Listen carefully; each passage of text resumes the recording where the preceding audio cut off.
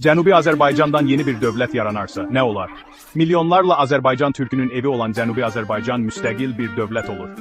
Paytaxtı Təbriz, 1950 kvadrat kilometr ərazini əhatə edəcək. İran böyük bir ərazisini itirir. Türkiyə və Azərbaycan isə yeni müttəfiqə sevinir. Bəs Ermənistan və İran, onlar o qədər də sevinməzlər.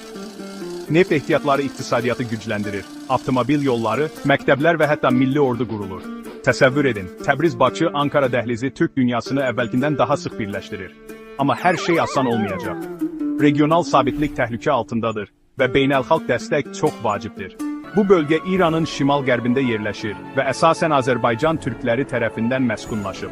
Onların öz mədəniyyəti, dili və tarixi var. Bu onları İranın digər bölgələrindən fərqləndirir.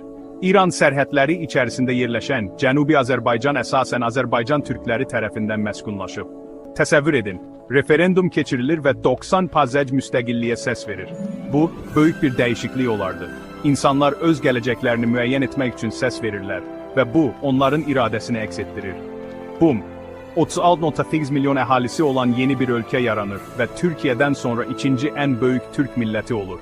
Bu, bölgədəki güc balansını dəyişdirə bilər və yeni siyasi və iqtisadi imkanlar yarada bilər. Paytaxt, Təbriz, digər böyük şəhərlər, Zəncan, Ərdəbil,